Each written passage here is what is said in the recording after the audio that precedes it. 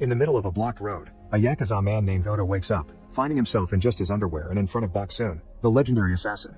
Instead of killing him immediately, Bok-soon explains she learned from her daughter Jae-young that things should be done fairly, which was discussed when they heard the news about the senator refuting all claims that his son was fraudulently admitted into college. So in order to be fair, Bok-soon gives Oda a sword so he can defend himself while she'll fight with a hatchet. A fierce battle begins between two very skilled warriors, but in the end, it's Oda who kills Bok-soon. However, Bok-soon is suddenly seen alive as well, because that fight had just been her analyzing the situation and predicting the result. Seeing as she can't win hand to hand, she decides to cheat and just shoot Oda. Afterward, Bok-soon goes home, where she discovers her daughter has been hiding cigarettes. This makes Bok-soon remember when her abusive father found her smoking and made her eat a cigarette. When Jae-young gets home, Bok-soon goes through many scenarios in her mind, and seeing they all end in an argument, she decides not to scold her, since their relationship is already pretty tense and awkward. Jae-young doesn't know her mother is an assassin and hates how secretive and absent she can be. The next day, Oda's death appears on the news. Min-kyu is glad to see Bok-soon did her job well because he's the CEO of MK Enterprise, the assassin company Bok-soon works for. However, his sister Min-hee is jealous because she knows Min-kyu adores Bok-soon and pays more attention to her. Meanwhile, Bok-soon gets together with her hitmen friends for a drink. Everyone is impressed by her sword and her salary, which is quite high because she's Class A and the best in the business. While they chat, they discuss the 3 rules Min-kyu has taught all the assassin companies. Never murder minors, only take jobs sanctioned by their companies, and always attempt the assigned jobs. Disobeying these rules will get the employee killed. After the meeting is over, Bok-soon finds a group of thugs checking out her car and calling her naughty names. Bok-soon insults them back, but before they can react, fellow assassin Hee-sung cuts in and beats them all up. Hee-sung is as good as Bok-soon and should be Class A as well, but he couldn't go that high because he got on the CEO's bad side. After the fight, Bok-soon and Hee-sung spend the night together, and Bok-soon gives Hee-sung money for his father's medical treatment, which hurts Hee-sung's pride. Meanwhile, Jae-young is meeting with her girlfriend So-ra. Their relationship is a secret because they know their mothers wouldn't approve of their preferences. Unfortunately, they have to interrupt all their kissing when a group of classmates almost walks on them, and Jae-young has to turn down Chol-woo's invitation to hang out, which makes him rather angry. Sometime later, Bok-soon goes to the MK offices to see Min-kyu, but Min-hee blocks her way and drags her away for a special activity. In a shady bathroom, Young-ji attacks a man, triggering a fierce fight that throws them against the wall, revealing this is just an exercise in the Assassin Academy. Min-hee puts Bok-soon on the spot and asks her to train with Young-ji, who is her biggest fan. Young-ji arms herself with a wooden knife and Bok-soon with a marker, and the fight starts with an obvious advantage for Bok-soon. Young-ji manages to pull a trick to throw his weapon from one hand to the other, which would have given Bok-soon a cute if the knife had been real. However, Bok-soon quickly retaliates and uses her marker to write on Young-ji's neck, which would have equaled death. Afterward, Bok-soon meets with Min-kyu, who makes her choose between 2 envelopes for the next mission. Bok-soon looks at her choice and discovers she must kill a boy, but Min-kyu quickly corrects her and explains he's of age. Bok-soon also takes the chance to remind Min-kyu her contract is ending soon and she'll be retiring. Their meeting is interrupted when Bok-soon gets a call from the school telling that Jae-young stabbed Chol-woo. She rushes to the school and learns that her daughter is at risk of being expelled because she never gave a reason for the attack. For now, she gets a week of suspension, and then the committee will make a proper decision later. Afterward, Bok-soon talks to Jae-young and demands an explanation, but Jae-young just says she wanted to kill Chol-woo. Later, while Hee-sung is on a job cleaning the bodies he left, Bok-soon offers her company and rants about how distant she feels from her daughter. She's also worried that Jae-young is becoming too much like her. Meanwhile, the leaders of each assassin company under MK are having a meeting. They've discovered there's a murder victim that happened outside company's orders and the culprit could be one of their employees. Min-kyu assures everyone that if that's true, he won't hesitate to kill the culprit for breaking the rules. They don't know this is all a plan by Min-hee, who wants to get rid of Bok-soon to have Min-kyu for herself. Sometime later, Bok-soon keeps on trying to talk to Jae-young, but the girl ignores her. At that moment, she gets a call from Min-kyu, who is getting ready to go on a trip, and he informs her that Young-ji will be her partner for the mission. Later in the evening, the 2 assassins break into the victim's apartment and knock him out, then they begin preparing the details to make it look like he did it himself. But when she's about to kill him, Bok-soon realizes the face looks familiar and checks the goodbye later. It turns out this is the senator's son, who the father is getting killed to get rid of the scandal. Her thoughts are suddenly interrupted by a call that goes directly to voicemail, and she listens to the message to discover it's Jae-young apologizing for everything. Inspired by this, Bok-soon refuses to kill a young man just because his fate's ashamed, so she calls Min-kyu to tell him she's made a mistake and failed the mission. Min-kyu has already arrived at a Russian bar and he puts on his earbuds to talk to Bok-soon while he carries on his mission. A fierce battle ensues in the bar, but Min-kyu has no issues fighting and killing every man that approaches him with accurate shots or hand-to-hand combat.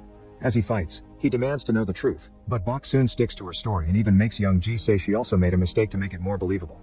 Min-kyu points out Bok-soon broke the rules, so to buy his silence, Bok-soon says she'll accept to extend her contract with MK instead of retiring. Her only condition is that nobody can finish the mission she failed, and Min-kyu accepts. When Bok-soon gets home, Jae-young is already sleeping. However, when she leaves the room, it's revealed that Jae-young was just pretending to be asleep, and she's been needing comfort because So-ra won't answer her messages. After finishing his own task, Min-kyu calls Min-hee and tells her to close the senator's case, ignoring the fact this could damage the company's reputation. Min-kyu has a clear preference for Bok-soon and it makes Min-hee hate her more. Ready for revenge, she goes looking for Hee-sung to ask him to finish Bok-soon's failed mission, which he immediately accepts because it would put him in the A-leagues and give him the money for his father's treatment. On the plane, Min-kyu can't help thinking about the day he met Bok-soon many years ago. When Min-kyu broke into a house to kill a man, the guy's daughter came home earlier than expected. This was Bok-soon, who wasn't bothered by the fact someone was trying to kill her abusive dad. In fact, she kicks the chair to finish the job. Min-kyu had been impressed by the girl's lack of fear and quick thinking, so he took her under his wing to train her as an assassin. Sometime later, Bok-soon finally gets to have a proper talk with her daughter, who shares what truly happened. Chol-woo took a picture of her and So-ra kissing, then he threatened with making them public unless Jae-young dated him for 1 month. To make matters worse, So-ra asked Jae-young to do what he said for the sake of her reputation. Hurt by her girlfriend's lack of empathy, Jae-young responded by stabbing Chol-woo with a pair of scissors. Bok-soon is quite upset to hear her daughter likes girls and asks her if she's just confused, which hurts Jae-young deeply and makes her remind her mother she keeps secrets too. Their conversation is interrupted by a visit from Young-ji. Bok-soon thinks this is an attack, but she immediately calms down when Young-ji explains she's been fired because she's being blamed for the failure to cover for Bok-soon. Feeling guilty and pitiful, Bok-soon takes Young-ji to the bar to have dinner together, and Jae-young has to watch how her mother chooses work over her again. At the bar, Bok-soon's assassin pals arrive with Hee-sung as they congratulate him for becoming A rank, which immediately tells Bok-soon that something's wrong. Meanwhile, Min-kyu violently confronts Min-hee for finishing the senator's job, but Min-hee responds by trying to kiss him. Min-kyu turns her down and sticks to defending Bok-soon. At the bar, Bok-soon sees the news of the boy's death and immediately guesses what happened. Her scolding of Hee-sung is suddenly interrupted by a call from Min-hee, who asks to be put on speaker. Then she offers the mission of killing Bok-soon. Whoever manages it will jump straight to rank B. Another savage fight begins that even the bar owner joins, and Bok-soon is shocked to see Young-ji is actually on her side helping her kill each of the guys. One by one they kill every single assassin with whatever tool they can find around, and lastly only Hee-sung is left. When Bok-soon comes to kill him, Hee-sung asks her to take care of his dad before he dies. Afterward, Bok-soon calls the cleaning crew and wonders why Young-ji helped her, so Young-ji explains she just wants to survive and Bok-soon had more chances of winning. Then Bok-soon gets a call from Jae-young, who wonders when her mother will come home because she needs her. However, Min-kyu suddenly shows up and violently pushes Bok-soon against the wall, furious because she's broken a bunch of rules and this will get him in trouble with the other leaders. Bok-soon doesn't want her daughter to hear this, so Min-kyu quickly destroys the phone. Then Young-ji cuts in and explains that it was Min-hee who sent the orders. Min-kyu asks Bok-soon to come to the office the next day to renew her contract because that's the only way he can protect her, but Bok-soon refuses, knowing that this disrespect means they'll have to fight. However, when she calculates the outcome, she can see she loses, so she has no choice but to accept to renew the contract. After Bok-soon leaves, Min-kyu asks Young-ji not to tell anyone about this. At home, Bok-soon is scolded by her daughter, who had been worried because she didn't answer her phone. Jae-young explains So-ra has broken up with her and is now denying she's into girls like that. Bok-soon apologizes for her reaction earlier and promises Jae-young she doesn't have to hide who she is. Then she has a breakdown, and Jae-young realizes her mother has had an awful day at work too. They bond over their difficult lives while Bok-soon continues to keep details vague, but Jae-young suddenly confesses she once found a gun and a fake passport in her mother's bag. This makes Jae-young think her mother is CIA, and since Bok-soon finally feels close to her daughter, she doesn't deny it. The next day the company bosses hold a meeting to discuss the killing of their men, suspecting that Min-kyu is involved in this. Min-kyu explains Bok-soon had been defending herself and offers monetary compensation, but some of the bosses don't believe him and ask him to finish things for himself as the rules say, even handing him the blade to do so. Instead, Min-kyu kills one of the bosses on top of the table and reminds everyone that he is the rule, so he adds a new one to the list, not drawing weapons during their meetings.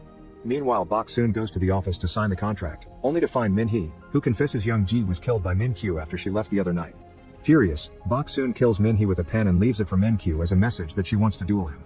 In the evening, Bok-soon makes sure to have a very cozy dinner with Jae-young, even letting her skip the vegetables. She wants her to have a last good memory in case she doesn't come back. Moments later, Bok-soon arrives at the office, and Min-kyu begins shooting at her as soon as the elevator doors open. However, Bok-soon doesn't move, knowing he isn't being serious yet.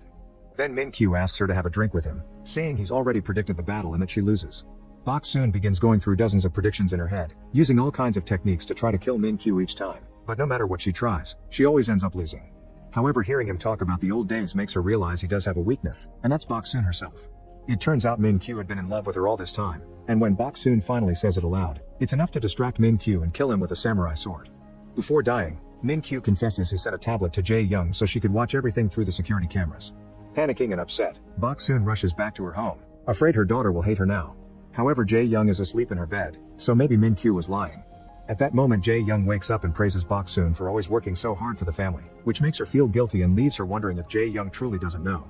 Sometime later, it's revealed that the senator that got his son killed died in his car due to carbon monoxide poisoning, implying Bok-soon did it. Jae-young has officially been expelled, but she goes to the school to say a final goodbye to her friends. She shakes hands with So-ra and leans in to whisper in her ear that she debated whether to kiss her in front of everyone or to just kill her. Afterward, she makes eye contact with Chol-woo as she touches her neck, reminding him what she's capable of. Make sure to subscribe and turn on notifications so you can watch more videos like this. Thanks for watching.